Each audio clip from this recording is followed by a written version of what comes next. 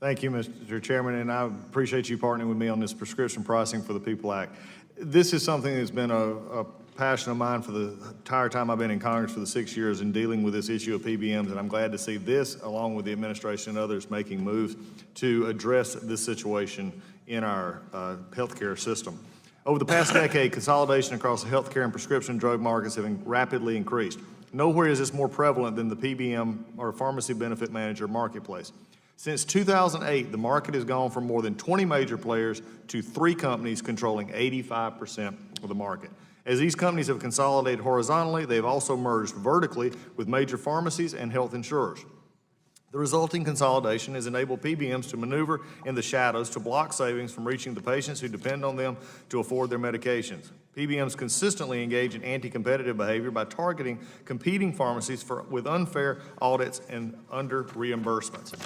PBMs are able to audit competing pharmacies, viewing data including the pharmacy's acquisition cost and patient data. PBMs then use the data to steer patients to their own pharmacies and reimburse competing pharmacies at a much lower rate, retaining the spread along the way. In Ohio, CVS and OptumRx charged the state over $400 million more than they paid out to their pharmacies. PBMs exert immense control over the patient formularies, allowing them to steer patients to high-cost medications because these medications give them higher rebates. By steering patients to high-cost medications, PBMs increase patient copays and incentivize manufacturers to increase drug costs to pay the PBMs higher rebate demands. PBM's role as intermediaries also allow them to extract rebates and price concessions from competing pharmacies and manufacturers without passing them on to the patients. Due to the lack of transparency, these price concessions are often withheld from the patients and payers, increasing PBM profits while failing to decrease drug costs.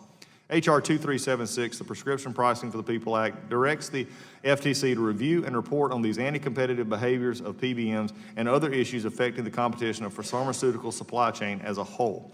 The FTC is on a short timeline to produce these reports so that we will be able to legislate upon the results during this term of Congress when the reports are in. This is a bill that I appreciate the chairman partnering with me on. This is long overdue. It's time to shine sunshine in a very dark place and see if we can get this fixed. And I would urge all my colleagues to support this bill and yield back the remainder of my time.